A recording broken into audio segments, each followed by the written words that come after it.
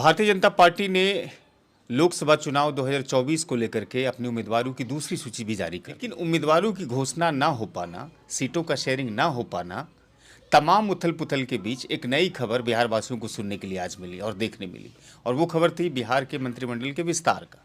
एक तरफ अभी तक सीट बंटवारा नहीं होना और चुनाव से ठीक पहले, ये कह सकते हैं कि सीट शेयरिंग से ठीक पहले मंत्रिमंडल का विस्तार हो रहा है। तो नीतीश कुमार जो लगातार अपनी राजनीति को बल देते रहे हैं, खासतौर से पिछड़ा, अत्यंत पिछड़ा, इन सब चीज़ों को लेकर के, तो मंत्रिमंडल में क्या आसार है कि ये सब मंत्रालय उनके जिम्मे रह जाएगा? और ठीक सीट बंटवारे से पहले इस तरह के विस्तार का अर्थ क्या है, मतलब क्या है? क्या दोनों के बीच में सब कुछ संबंध बढ़िया चल रहा है? कुछ लोग तो ये भी कह रहे हैं कि 2025 को लेकर के अंदर से अभी कुछ खटपट चल रही है और हो सकती है कि बिहार में कुछ नई चीज़ें देखने मिल सकती है। 2020 के मंत्रिमंडल के फॉर्मूले को अपनाने की बात कही जा रही है, क्या वही रखा जाएगा? और 2020 के फॉर्मूले को अगर अपनाया जाएगा तो इसमें अंतर क्या दिखेगा? सरकार के गठन होने के बाद अगर मंत्रिमंडल पर नज़र हम फेरते हैं तो एक केवल मुख्यमंत्री के पद को छोड़ दिया जाए तो जदयू के पास कोई भी प्रभावशाली मंत्रालय बिहार में इस वक्त नहीं है। तो जाहिर सी बात है कि भारतीय जनता पार्टी कहीं ना कहीं आपसे ऊपर तो निकल रही है। 1.5 दर्जन से अधिक विधायक के मंत्रिमंडल में शामिल होने की बात कही जा रही है।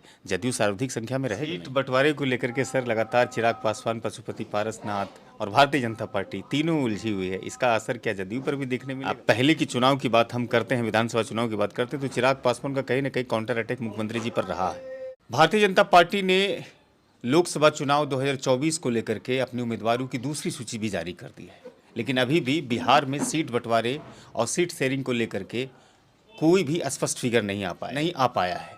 जाहिर सी बात है कि ऐसे में उम्मीदवारों की घोषणा अभी तक नहीं हो पाई है, लेकिन उम्मीदवारों की घोषणा ना हो पाना, सीटों का शेयरिंग ना हो पाना, तमाम उथल पुथल के बीच एक नई खबर बिहार वासियों को सुनने के लिए आज मिली और देखने मिली। और वो खबर थी बिहार के मंत्रिमंडल के विस्तार का। दरअसल ये कहा जा रहा है कि आज ही नीतीश कैबिनेट के मंत्रिमंडल का विस्तार होगा और विस्तार होने के बाद सरकार फिर जोर से काम करेगी बिहार की तरक्की के लिए। तो आज इसी मुद्दे पर हमारे साथ बात रखने के लिए जनता दल यूनाइटेड के जिला प्रवक्ता और मीडिया इंचार्ज शिशुपाल भारती साहब हैं। हम उनके आवास पर ही हैं, जो उनका कार्यालय है वहीं पर उपस्थित हैं।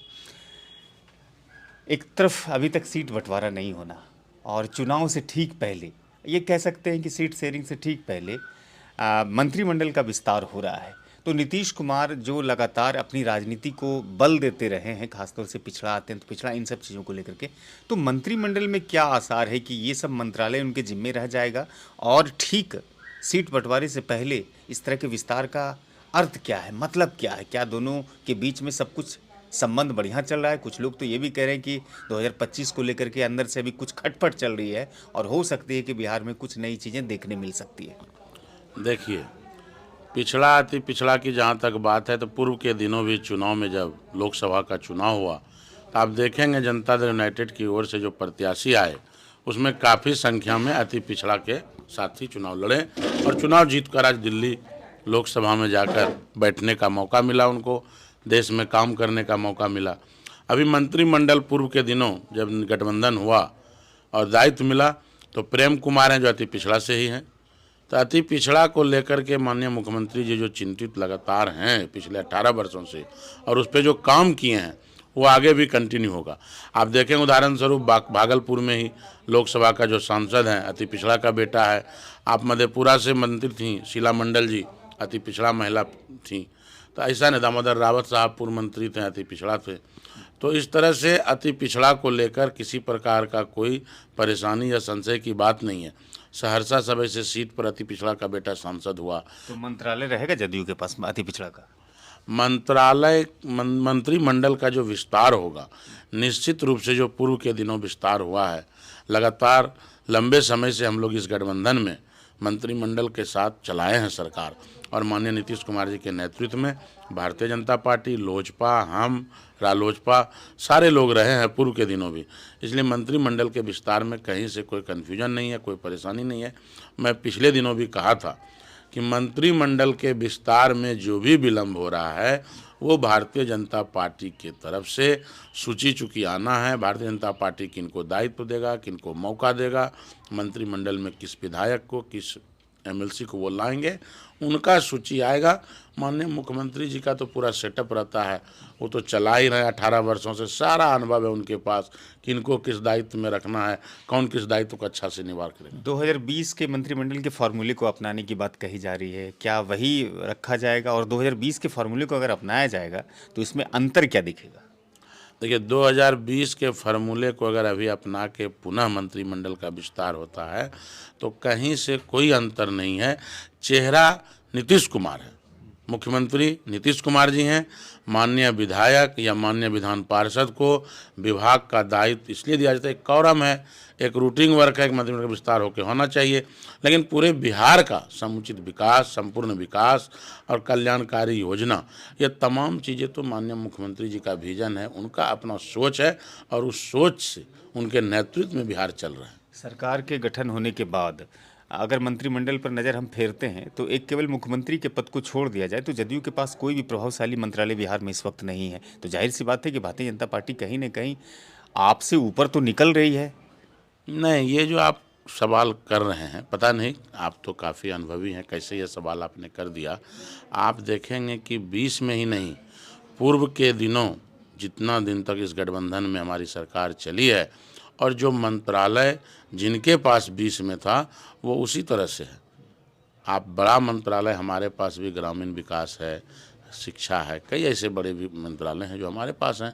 पथ, स्वास्थ्य, नगर हर समय भारतीय जनता पार्टी के पास रहा है, इसलिए उनके तरफ है। 1.5 दर्जन से अधिक विधायक के मंत्रिमंडल में शामिल होने की बात कही जा रही है, जदयू सर्वाधिक संख्या में रहेगा? नहीं, देखिए, हमारा जो सीट है 44 सीट हमारे विधायक हैं, सामने वाले के पास 79 है। और रही बात ये संख्या अधिक और कम का, तो ये माननीय मुख्यमंत्री जी के अपने विशेषाधिकार का है। वो जो निर्णय लेंगे, जो उचित निर्णय होगा, जिसमें कि गठबंधन भी संतुलित रहे और संतुलित होकर पूरा गठबंधन सब मिलजुल कर बिहार में सत्ता शासन चलावे, उसमें जिस प्रकार का संख्या का निर्णय लेना होगा वो निर्णय माननीय मुख्यमंत्री जी लेंगे।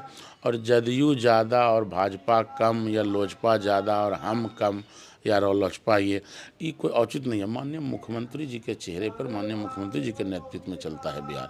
ज़्यादा कम मंत्रिमंडल की संख्या हो जाने से उससे कहीं कोई असर बिहार पर सीट नहीं। बंटवारे को लेकर के सर लगातार चिराग पासवान, पशुपति पारसनाथ और भारतीय जनता पार्टी तीनों उलझी हुई है, इसका असर क्या जदयू पर भी देखने मिलेगा? पहले की चुनाव की बात हम करते हैं, विधानसभा चुनाव की बात करते हैं, तो चिराग पासवान का कहीं ना कहीं काउंटर अटैक मुख्यमंत्री जी पर रहा है।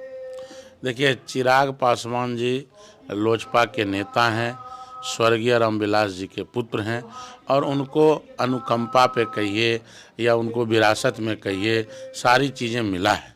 तो उस हिसाब से वो अपना, कोई भी चाहता है कि हमारा दल आगे बढ़े, हमारा संगठन आगे बढ़े, हमारा संख्या आगे हो, हम सत्ता शासन में अधिक से अधिक हमारे कार्यकर्ता, हमारे विधायक हिस्सेदार बने, ये सब चाहता है। तो उसी उद्देश्य से चिराग पासवान भी अपना चाहते हैं और संगठन में समय समय पर निर्णय लेते हैं। वो उनका व्यक्तिगत या उनके संगठन का अपना निर्णय है। शुक्रिया बातचीत करने के लिए, बहुत बहुत शुक्रिया, और आप सिटी टाइम्स को इतना बहुमूल्य समय दिए इसके लिए भी आपका आभार। बहुत बहुत आपका भी आभार और धन्यवाद जिला जनता दल यू के करते हैं। इकराम भाई, आप समय समय पे हमें मौका देते हैं और अपने चैनल के माध्यम से जनता तक बात को ले जाने में आप एक माध्यम बनते हैं। इसके लिए इकराम भाई आपका जिला जनता दल यू की ओर से बहुत बहुत धन्यवाद और आभार। तो ये जनता दल यूनाइटेड के जिला प्रवक्ता शिशुपाल भारती साहब थे जो अपनी बात रख रहे थे। अगर वीडियो अच्छी लगी हो तो साझा जरूर कीजिएगा, चैनल को भी थोड़ा सब्सक्राइब कर दीजिएगा। फेसबुक पर भी पेज है, पहले की तरह मैं फिर से आपसे आग्रह करता हूं कि वहां फॉलो और लाइक करना मत भूलिएगा। धन्यवाद।